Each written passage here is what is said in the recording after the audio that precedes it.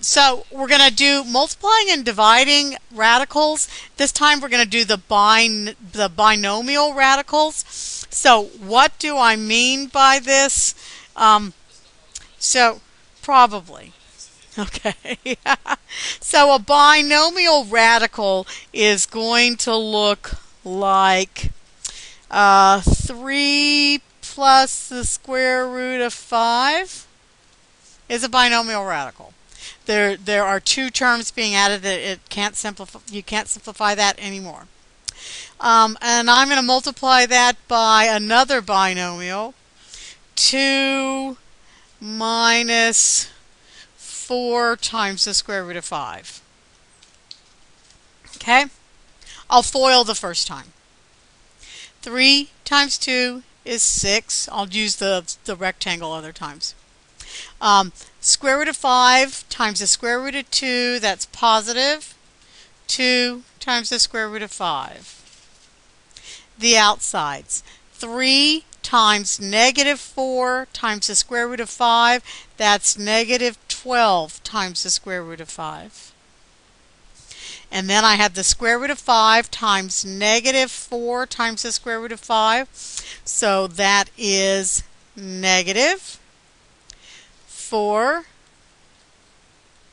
root 5, better known as 4 times 5 is 20. Good job. Yeah. I FOILed. I'll use the box on the next example. Combine any like radicals that you can. So I've got 2 times the square root of 5 minus 12 times the square root of 5. That's negative 10 times the square root of 5. Combine any scalars that you can. I have 6 minus 20. That's negative 14. Then minus my 10 root 5. Yes, sir? 5. Square root of 5 times the square root of 5 is the square root of 25, which is 5. Cool. Okay. Okay, let's get on to the next example here. Okay. All right, so, yes, that's the answer, sorry. Oh. Yes, 6 minus 20 is negative 14. Okay.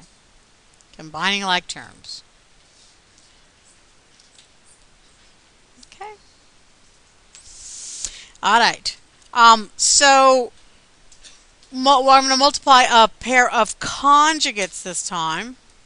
Conjugates are going to be like those complex conjugates where they were a plus bi times a minus bi. So I'll give you a pair of radical conjugates, like 3 plus the square root of 7. Its conjugate is 3 minus the square root of 7. I'll multiply these using the box.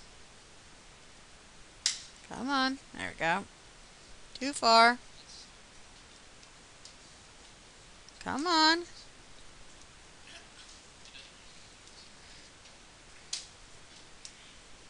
Alright, sorry. Alright, so I'll use what we used to call the generic rectangle. This is 3 plus the square root of 7 times 3 minus the square root of 7. 3 times 3 is 9. 3 times positive square root of 7 is 3 times the square root of 7. 3 times negative square root of 7 is negative 3 times the square root of 7. And negative square root of 7 times positive square root of 7, negative times positive is negative. The square root of 7 times the square root of 7 is 7. So I get 9 plus 3 square root 7 minus 3 square root 7 minus 7. The two middle terms cancel each other out when you're doing the conjugates to get a rational number. 9 minus 7 is 2. So the answer to that one is 2. Okay. No, I'm just showing my steps. I think from doing the box, you could see they cancel real easily. You see 9 minus 7, and just write the answer as 2. Because you should. Waiting. Oh, 3 times 3 is 9. And negative times positive is negative. Square root of 7 times itself is the square root of 49 to 7. Got it. Yeah. Got it. Got it. Whatever you said, that's fine. Okay. Now, why do we do conjugates? Because we got to do division. Okay, so let's go. And so this is the part about that you guys are distracting people who are trying to follow along. And it is actually not fair to other people in the class that you behave this way. Because not everybody can concentrate when you're, throwing food across the room. Okay?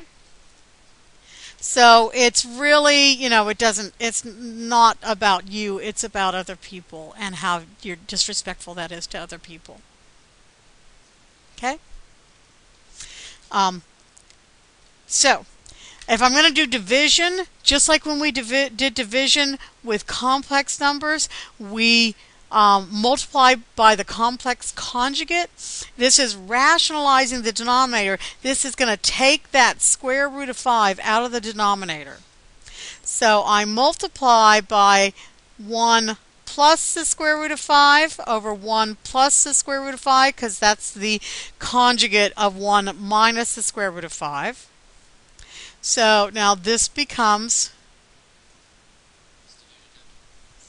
yes, this is division, or rationalizing the denominator.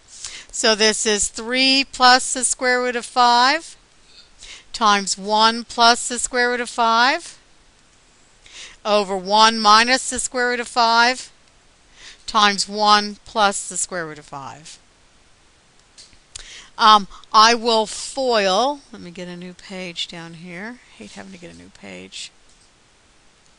Come on, give me a new page. Because it doesn't, I don't know, it doesn't do it right unless I hit a new page and it goes to a new page, then I have to scroll back a little ways. Yes, sir? Oh, because if I just multiply by the square root of 5, I'll still end up with the square root of 5 in my answer, because I won't be able to. I'll have the square root of 5 times this 1. Square root of 5 will still be there. Square root won't go away. Okay. So let me FOIL the numerator. 3 times 1 is 3. Square root of 5 times 1 is square root of 5. Outside's 3 times the square root of 5. And last, positive square root of 5, positive square root of 5 is positive 5. So the numerator is 3 plus 5, that's 8. I'm going to write it down here. And the square root of 5 plus 3 times the square root of 5 is 4 times the square root of 5. So I'm just simplifying my numerator right now.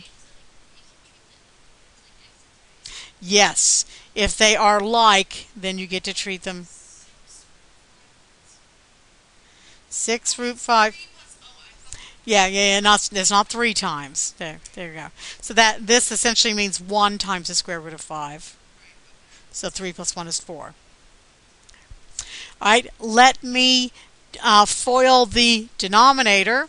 1 times 1 is 1. Negative square root of 5 times 1 is negative square root of 5.